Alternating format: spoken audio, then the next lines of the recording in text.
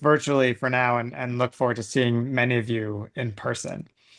Uh, so what I thought I would do is if we can go to the next slide, talk through three major points about how Asia's landscape is changing. The first is about major tensions in US policy, and I know many of you know this well, but I'll just give you my sense about what the big changes are.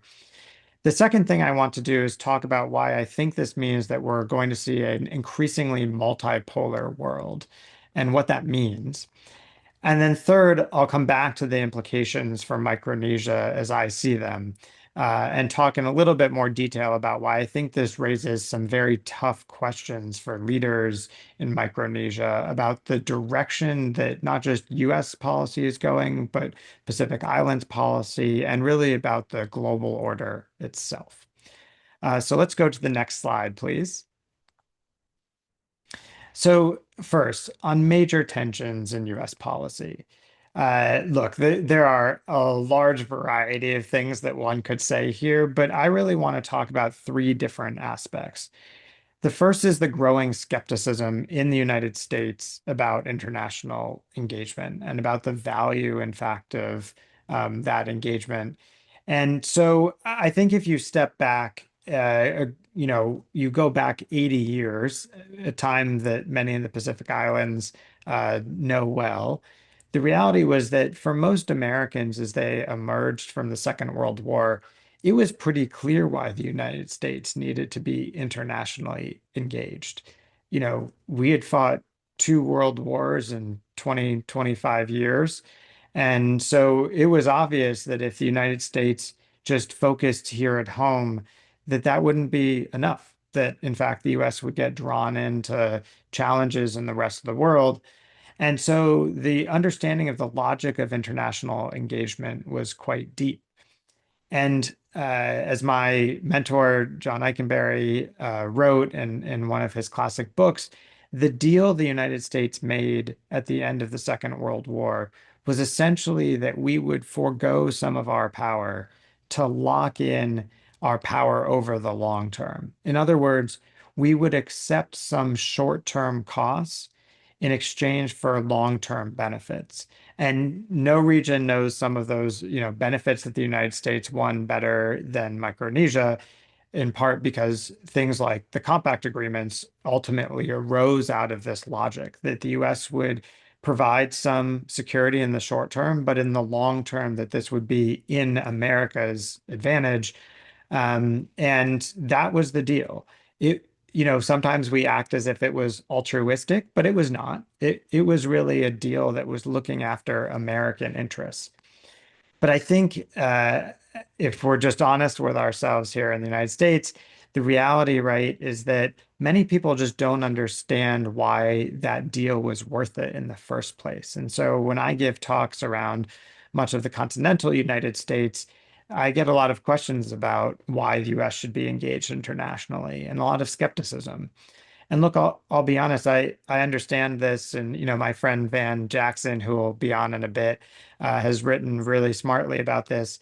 If you are our age, you grew up with the United States involved in the wars in Iraq and Afghanistan, and it doesn't seem as if that international engagement was worth it.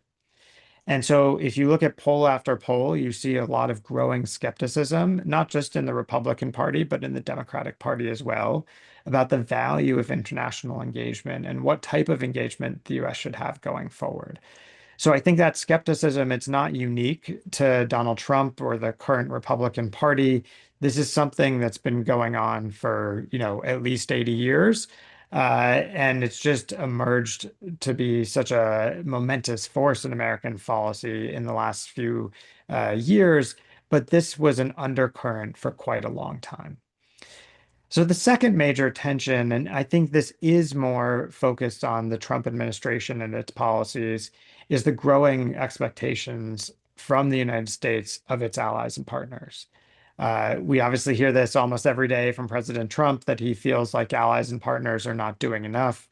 I just came back from a week in Europe, And certainly our European allies and NATO are feeling that the United States has increased its expectations of them, calling for 5% of gross domestic product spent on defense. But I think this is going to be true not just in Europe, but in the Pacific as well.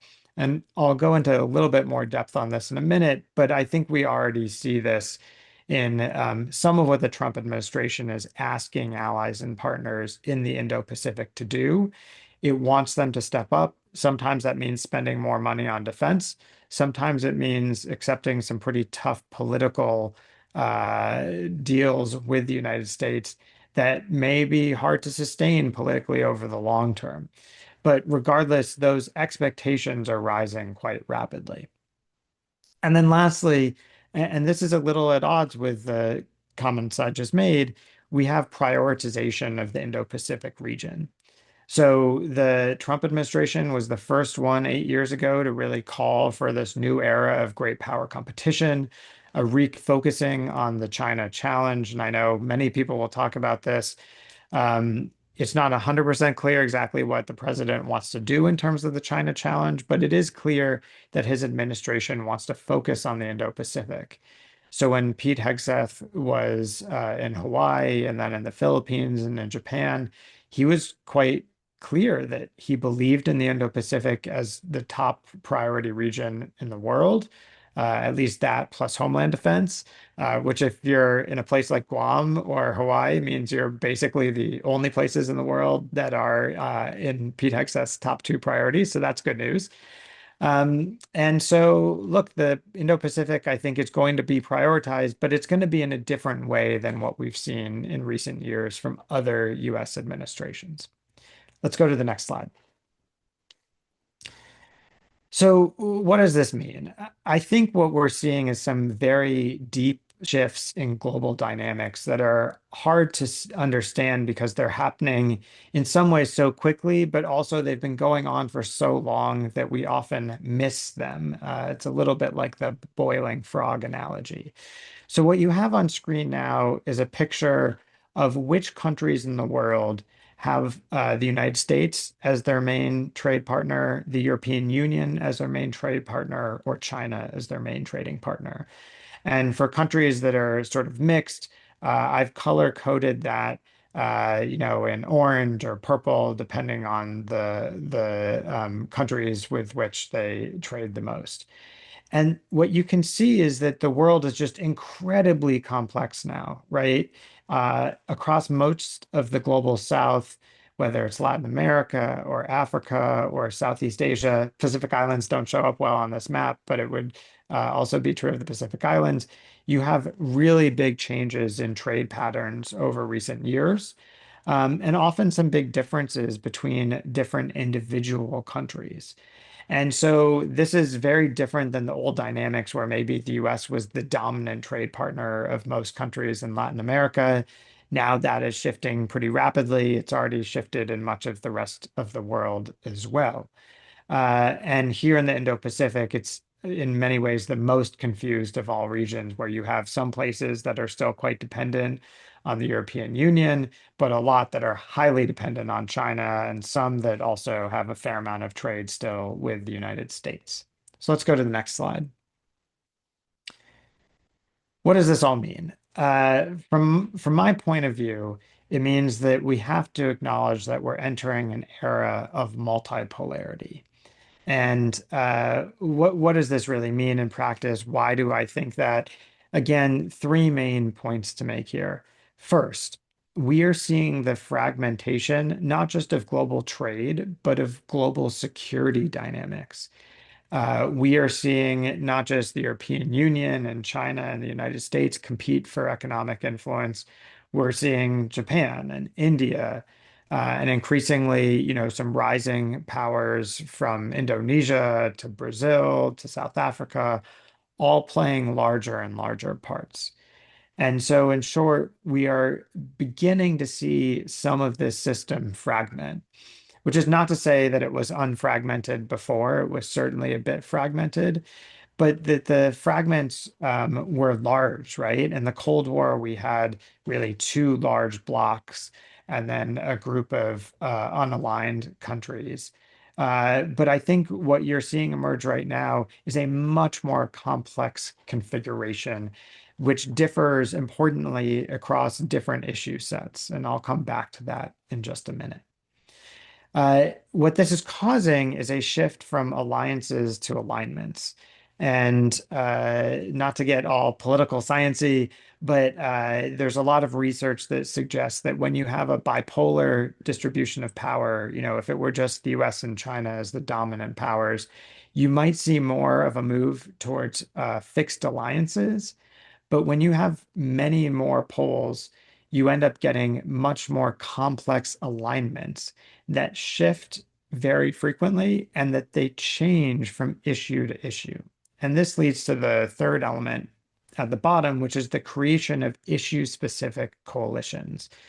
And so I think what we should all expect to see now is that we will have different coalitions emerge on different issue sets. This is going to be incredibly confusing and complex and hard, frankly, for big countries to deal with, even harder for smaller ones like those in the Pacific Islands that are really going to, I think, have to decide where they put their time and energy into in terms of specific coalitions. So let's go to the next slide. So what you see here is what I'm calling legacy coalitions on the left, legacy institutions, and then new emerging coalitions on the right in that shaded gray box. And you don't have to know what all of these things stand for, what all the acronyms are. But the core point that I want to make here is that there is a huge proliferation of different types of coalitions. The governance and economics coalitions tend to be some of the larger ones, often close to 200 states. A lot of Pacific Islands nations are included in those. But the security and technology issues, that those tend to have smaller coalitions. And so you get things like the Trade and Technology Council between the United States and the European Union, the AUKUS agreement, the Chip 4 alliance, the Quad, the US, Japan, Korea trilat, the Five Eyes groupings. All of these are five or less countries included. And so part of what we're seeing is this bifurcation of groups, and we're seeing more groups emerge, but the larger groups, the ones that tend to include more Pacific Islands members, tend to be those that focus on either governance or economics. And I think this is going to be a real challenge for many in the Pacific Islands going forward. So let's go to the next slide, please. Okay, so what does this mean for the Indo-Pacific region? And I'll look forward to getting feedback if this doesn't feel right to anyone on the webinar. But I think we're seeing in the Indo-Pacific three groups of countries emerge with regard to how these shifts are playing out. The first is what I would call countries that have continuity. And those are really the countries in which we see more balancing behavior against China pretty openly. So Japan, the Philippines, Australia, and India, all of them, if you look at the data, their polling data is actually pretty supportive of the United States still. And it hasn't changed dramatically with President Trump. There is, of course, a lot of nervousness in those four countries about the reliability of the United States. But there's also a deep feeling that at the end of the day, their interests remain pretty closely aligned with those of the United States, and that hasn't changed in any fundamental way. And I mentioned Pete Hegseth's visit to Japan and the Philippines. Both of those went quite well. The AUKUS arrangement with Australia continues to move forward among other issues. And India, too, I think we'll see probably President Trump go to visit Prime Minister Modi later this year in India. And although there's some discord at the moment over the India-Pakistan fighting, I think that relationship is still in pretty good shape. So there's continuity with a small group of countries. I've shown those in green on the map to the right. Then in purple, I've shown, or sorry, in yellow, I've shown two places where there's a great degree of uncertainty, and that's South Korea and Taiwan. And in those places, I think there are questions about whether the US is changing its approach to both Seoul and Taipei. And the logic is a little bit different in each place. The logic in South Korea is that some Trump administration officials are asking whether South Korea really matters for balancing against China. And obviously, there's an election coming up in just a few days in which the leading candidate is more progressive and more open to cooperating with China. And I think you could see the Trump administration ask some tough questions about whether the US should remove some forces from South Korea as a result. And we've already seen rumors about that in the Wall Street Journal a few days ago. In Taiwan, the story is a little bit different.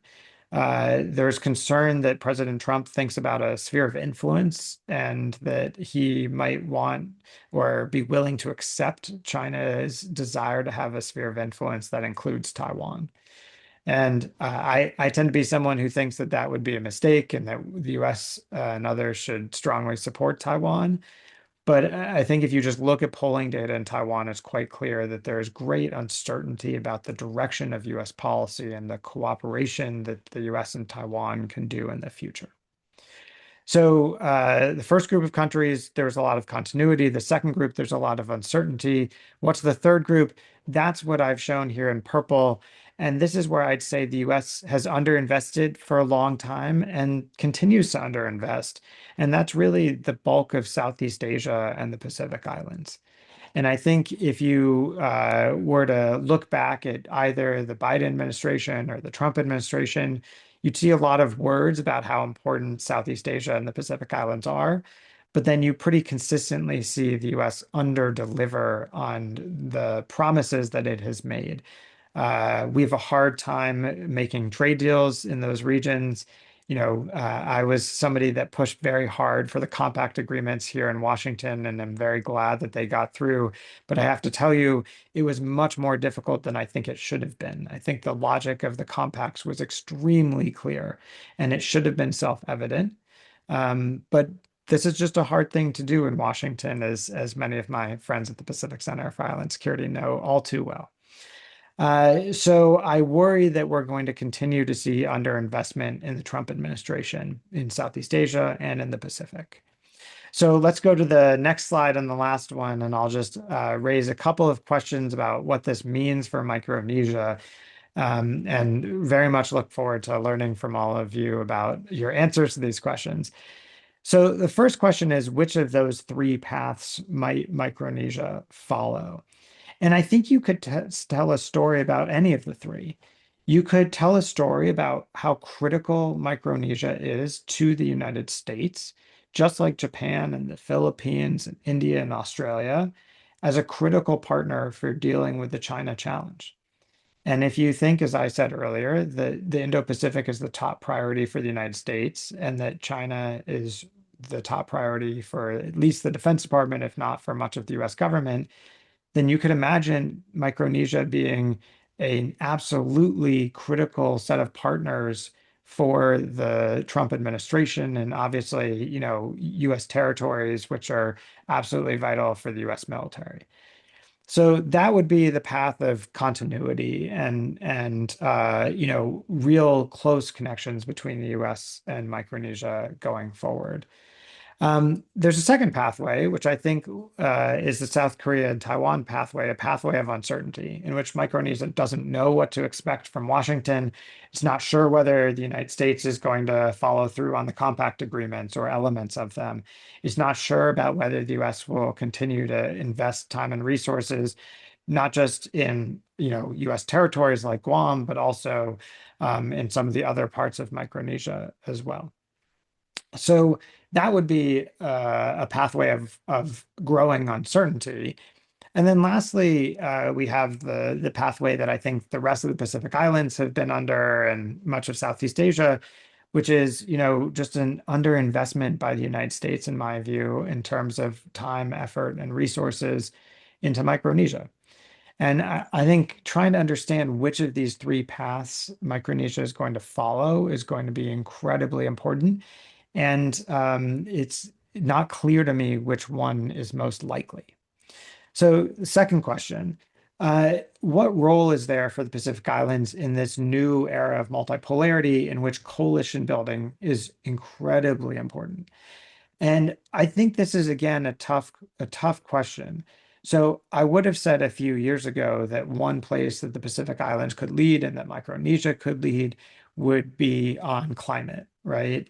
Um, there's no place more affected in the world by climate change, of course, than the Pacific Islands, and especially many of the islands of Micronesia. And so it would make a great sense for the Pacific Islands, not just through the PIF, but through other groupings to build strength around this idea of dealing directly with climate change. But one of the challenges here is now that's a tough sell in Washington, which doesn't mean that you shouldn't do it. It just means that I think it's going to be a more challenging political endeavor than it might have been a few years ago. And building other kinds of coalitions is certainly possible, but I think will be incredibly difficult, given the slide I showed earlier that suggested that many of these coalitions tend to be very small. And so that I think is going to be a second challenge for Micronesia. And third and finally, and I'll leave it here, I think the question also, which we should acknowledge, is whether Micronesia will face the risk of fragmentation. And to explain what this would look like, I think we have to actually look at Southeast Asia, where we're seeing a fair amount of fragmentation occur.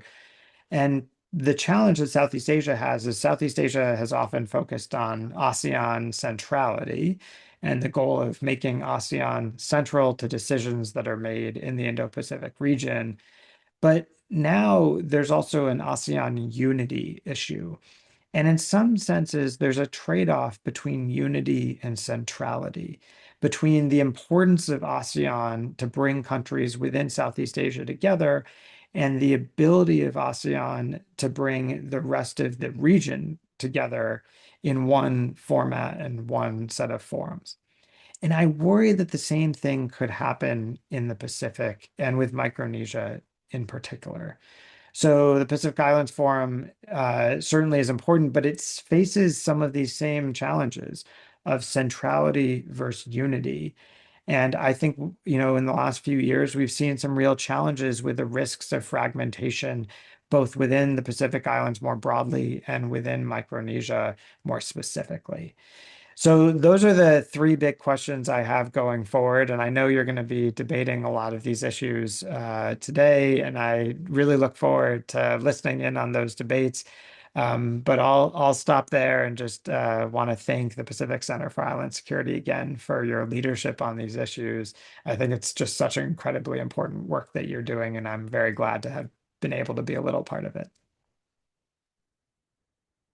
Thank you very much, Zach. That's you have you gave us so many ideas and so many questions. I know that maybe members of the Security of Micronesia group have some questions, and perhaps there's some questions that are coming in on Zoom, and I'll let Dr. Cooper decide which ones we might forward to you.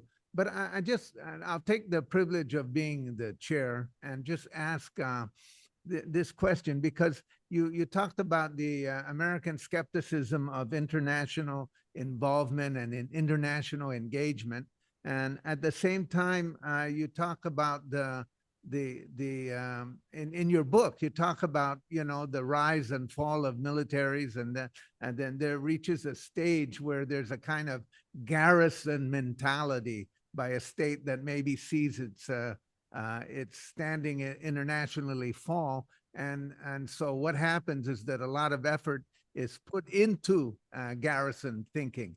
And it seems like the Micronesian region, including Guam, is in that form right now, that there's been so much attention, so that there's not necessarily a fall off of international engagement. Is that the shape of the engagement is primarily military. And what are the lessons that can be learned on the basis of your analysis, given the fact that you talk about investment, coalitions of interest, climate change, all of these things, which are actually great motivators of participation and involvement in mini coalitions and in larger arrangements, alignments. Well, it's of course a great question. I know we've talked about aspects of this before. So my view is that exactly as you said, the U.S. is shifting in some ways from a period of 80 years in which we projected power across the globe into one where that power projection is going to be more and more difficult.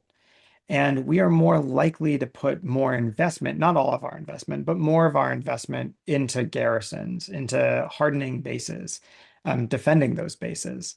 And look, if you're sitting in Guam, that's probably good news because it means more investment in Guam. And that is something, as you know well, that I have been pushing for years. I think it has to be done extremely carefully in coordination with political leaders in Guam, uh, but look, this is something that makes a lot of sense from, national security standpoint. And I think it's going to be more and more critical in the years ahead because it's not just that Guam is a jumping off point for US power projection anymore. Increasingly, Guam itself could be under some threat. And so I think, commitment has to be to protect Guam, right? To make sure that the people of Guam, that American citizens are safe. And so I think we have to do that. The second thing I would say, I'll just be very brief on this, is at the end of the day, my view is this can't just be a military dynamic. The US has to engage broadly across economic areas, cultural areas, climate, everything that matters to Guamanians and others in the Micronesian region. If we don't do that, this won't be sustainable. So even though I think, US investments have to be substantial, it can't all be on the military side. We have to be balanced, or else the political support won't be sustainable over the long term across Micronesia. Any questions from the panel here, the Security Micronesia Group? Dr. Cooper? Thank you so much, Dr. Cooper, from another Dr. Cooper, different kind of different spelling. I have some questions from the audience while SMG thinks of some questions. The first is, as the United States leverages the strategic defensive real estate in Indo-PACOM that the Pacific Islands provides, how do you recommend the Pacific Islands leverage that usage by the U.S. so that we are more involved with the regional trade agreements? All U.S. trade agreements lead with CONUS to Asia trade and have very little negotiations which position trade in the Pacific Islands with the U.S. government, whipping those trade agreements on our behalf. That'll be the first audience question. Boy, it's a great question. I guess I have good news and bad news. The good news is at the moment, President Trump is pretty focused on trade agreements. And obviously, the tariff regime is going to affect Micronesian players in ways that are quite problematic. And I don't think the Trump administration is thinking a lot about Pacific Islands as they're going through their trade negotiations. I think what they have in mind is, farmers in Iowa. And that is a very different economic set of priorities. And so I think part of the objective just has to be to, be engaged in Washington and remind people here that the deals that they're making have huge effects on lots of people in the Pacific. And obviously, the Hawaii delegation, I think, does a good job of reminding people about that. So, that I think it's going to be a challenge. I wish I had a good solution for you all, but I think that's really where the focus has to be, engaging in Washington and reminding people about what some of the importance of keeping in mind Micronesia's role here is for the United States. Thank you so much. One of our PCIS Advisory Council members asked, the talk is framed around the idea of the China challenge Challenging who? Do you think Pacific Islands see China as a challenge? But it's a great question. I think it differs from country to country and from island to island, right? There are some places where, in my experience, China has made some pretty good offers, and those have been taken up. And I could talk at great length about the downsides of them. But the reality is, if there aren't other offers to be had, I understand why either political leaders and governments are accepting some of those deals. Now, I think obviously from, a perspective sitting here in Washington, the challenge is a little bit different than the perspective of those of you sitting out in Guam. But, the bottom line is my view is that at the end of the day, the US has a real interest in having security across the Pacific Islands, especially in Micronesia, right? This has been a strategic location for the United States, going back not just 80 years, but long before that. Part of my book looked at, going back basically to the 1890s, and the US has thought about this region since then. And so I think from an American perspective, the China challenge is really about making sure that we have an order that ensures that countries across the Pacific can maintain freedom and security and prosperity. And I think that is the US objective. It is going to be different from island to island, as you all know well. And there's some places where I think, the perception is that China is a real threat. And there are others where it's seen as much more of a partner. And I would hope that part of our objective can be to channel Chinese energy in a way that is less threatening and more advantageous for those of you in the Pacific Islands. And I think that's something that Washington should want to try and do in a cooperative way with governments across the whole region. Yeah, if I could just follow up on that, you had a really great chart on the global dynamics in which you showed the trading networks. The isn't this these constant shifting conversation on tariffs actually accelerating China's capacity to increase its trade networks in the rest of the world, while the U.S. networks sort of shrink? Absolutely. I think that's right. And, nowhere is that clearer than in the Indo-Pacific, where for many years the US networks have been shrinking. And we had opportunities like the Trans-Pacific Partnership to reverse that. Frankly, we missed out on what I think were some really golden chances to, set some of the standards across the region. And now we're seeing what happens when you don't have US involvement in the Trans-Pacific Partnership. You do have the Regional Comprehensive Economic Partnership that China has supported. And, it is very possible that we could even see China engage and support the CPTPP long before the US even considers doing so. So I think the US is ceding a lot of economic ground to Beijing. I think that's a mistake in the long term. But as you know well, this has been something that is maybe it started under Trump, but it continued under Biden. And so I think it's probably a fact of life that the US isn't going to come back to the more open type of trading system that I would like to see anytime soon. Senator. Uh, Good morning.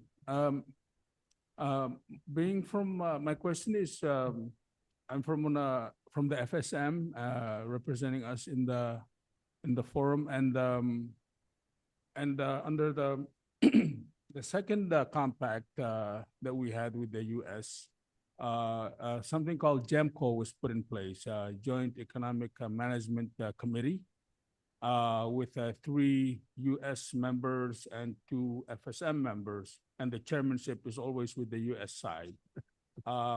In this recent compact amended, the third one, now it's a 3-3, but the chairmanship is still retained by the U.S. And of course, looking into things like we do have all this military movement and compact funds. They do come in, but meaningful economic investments. We're seeing more of that from China than we do from our U.S. partner. I mean, you see it in the South Pacific where it's loans. For us, it's grants. They're not even talking about loans, knowing that the U.S. is in the region. It's grants. About 10 years ago, it was $250 million. It was proposed for my island of Yap by the ETG group.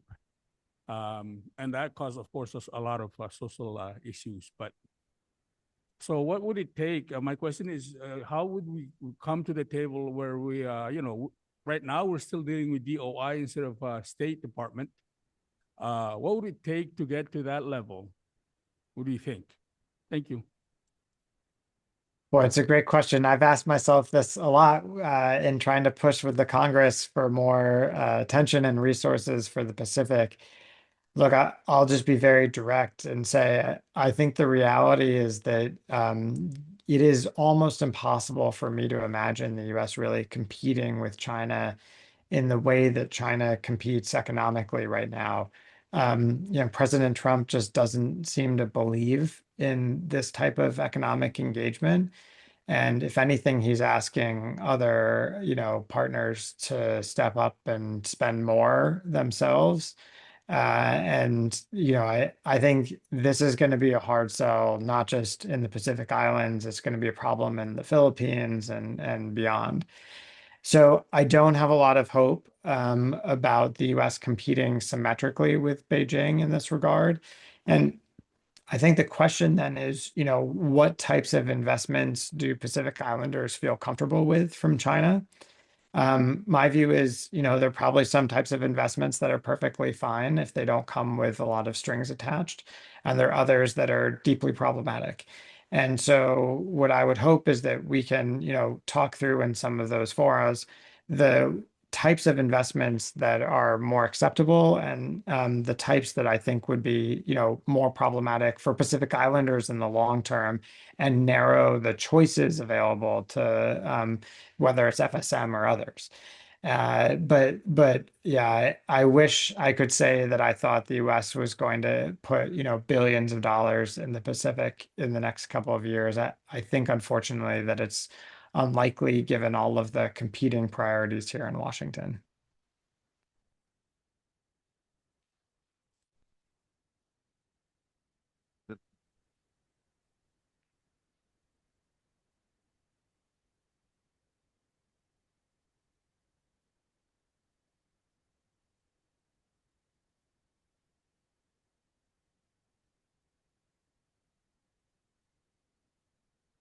The investment that is proposed for YAP is in the billions.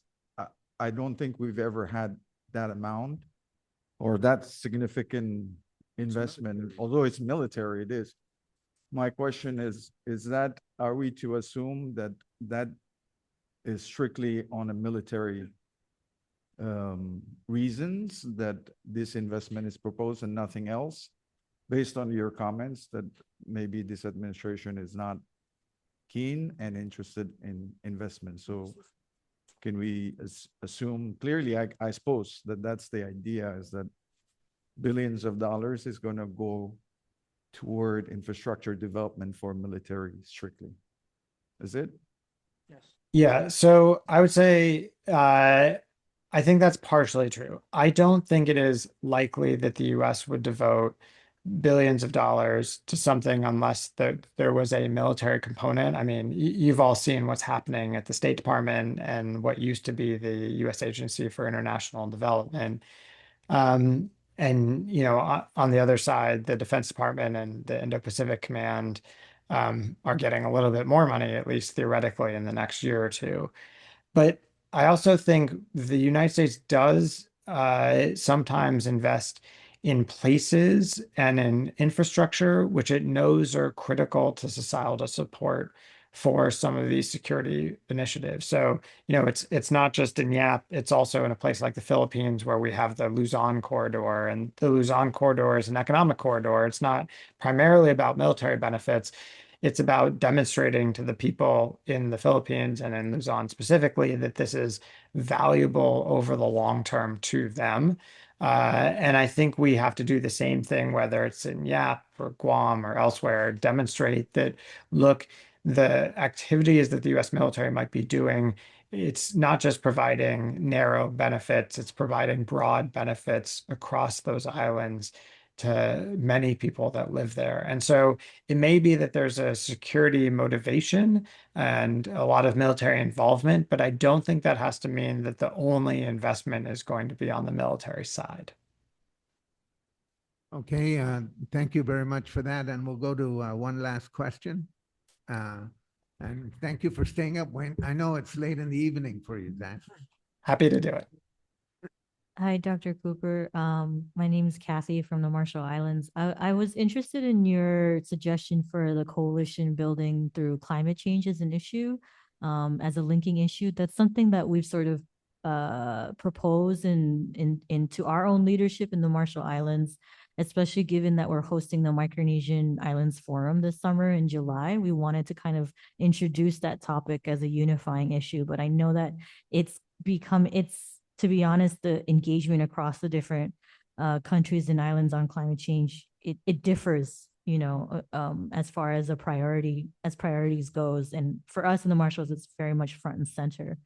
I guess I wanted to hear you maybe say a bit more about what that might look like if we were to pursue a coalition on that, and where would that take place exactly? Like, I know climate change is usually in the UNFCCC, but now we're pursuing it through ICJ, and we're going to potentially see a lot more climate court cases taking place soon in the future.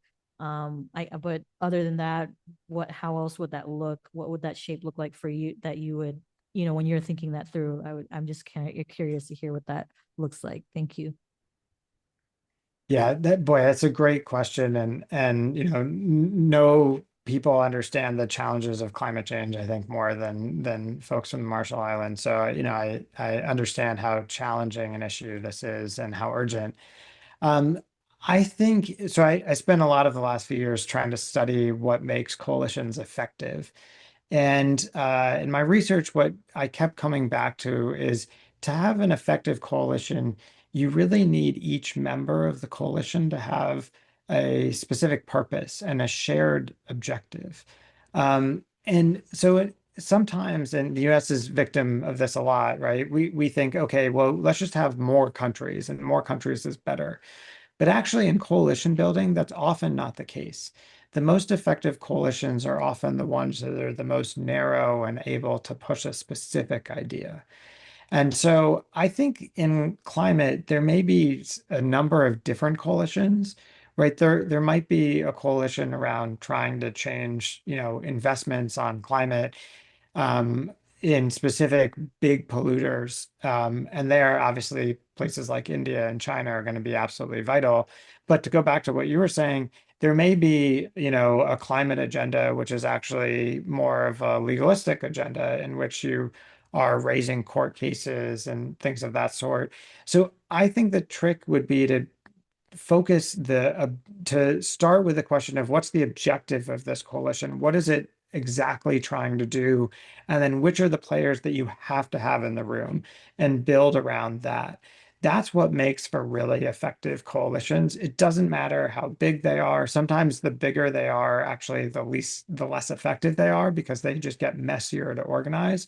So I think if you can narrowly tailor and focus that coalition building effort, you'll have more effect. But obviously, it's a tough moment for some of these issues. But I think that's what some of the research says makes for really effective coalition building efforts.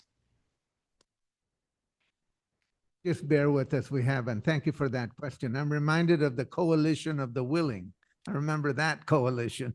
But I want to go to Dr. Tarcisius for a question.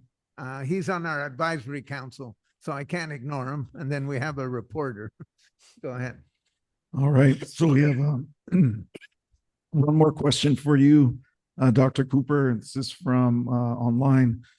From Dr. Tarcisius. Is there a collapsing of militarism and economic development the militarization of development, will this in the long term be a security problem for Pacific Islands? Hmm. Boy, that's a wonderful question. I think this could be a problem. I wish that weren't the case, but I'm a realist, so I think, we have to acknowledge that the reality is that China, for example, tends not to just want to invest in the Pacific Islands because the Chinese people are so generous. In fact, it's because they think there's a benefit there on the security side, right? And look, I'm not going to say that the US is fundamentally any different. I think there are some differences, like going back in our history, especially with certain members of Micronesia, and the fact that, a large number of Micronesians are, not just Americans, but also on US territory. But I think this is a real risk, and we should acknowledge it. And um, I think any time that a region tends to get more and more focused on security issues, you see more and more things being securitized. So I do think that this is something that people should be worried about, and clearly on the American side, the loss of an organization like USAID and the more close tying of aid to security objectives is going to mean that to use your phrase, the militarization of development is, I think, increasingly going to be at risk. And it's something we've seen China do for a long time. But I think it could increasingly be something that is done not just by China, but by the United States as well, if we're not careful. Okay, at the risk of stretching my credibility, this is our third last question here from Dr. Isa Real. I promise. I'm sorry. Thank you, Dr. Cooper, for sharing your knowledge. My name's Isa. I'm from the CNMI.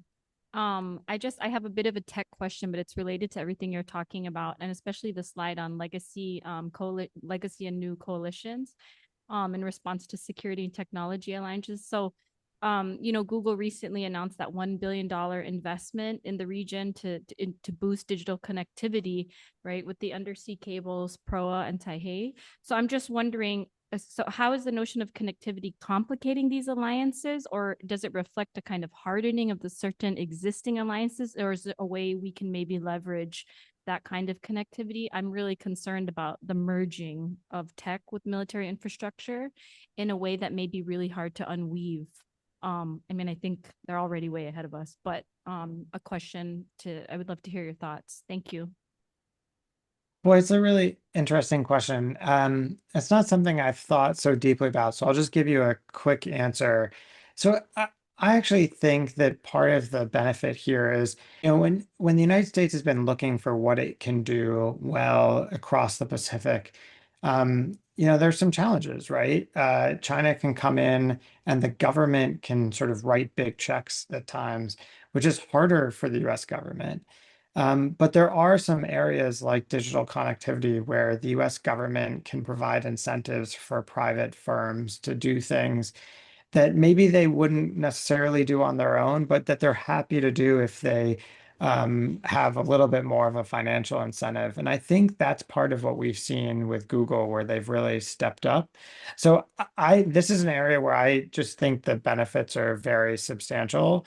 Obviously, you're going to have some other options in the future. You'll both have other fiber optic links through undersea cables, but also probably a greater number of high throughput, high latency or low latency space options for digital connectivity. But it seems to me that, this is an area where it just increases the options for Pacific Islanders. And I think that's a good thing. And I think, ultimately what makes the US a little bit different from China is that hopefully the US is trying to offer Pacific Islanders, greater strength and sovereignty and independence. And that's actually what I think, genuinely would like to see across the region. And I think there are times that actually that's not what the Chinese are hoping for. And so I know that there's nervousness around big tech, and I very much understand that. I'm as I think you heard, I'm on the board of the Open Technology Fund, which does a lot of work to try and ensure that technology is open and free for everyone to use and safe from censorship and surveillance. So I think this is all incredibly important. But my bottom line would be, I think the digital connectivity efforts are important for that the U.S. government is doing, and I think for the most part, they actually do uphold a lot of those anti-censorship and more pro-open technology efforts that lead over the long term to greater security and greater confidence in those systems. Thank you very much. And we've run out of questions. And so I'm just, no, actually we have more, but I want to thank you, Dr. Cooper, for bearing with us. And we appreciate it. And this was a rich conversation. Thank you very much. Thank you so much for having me. I hope the rest of the conference goes really well.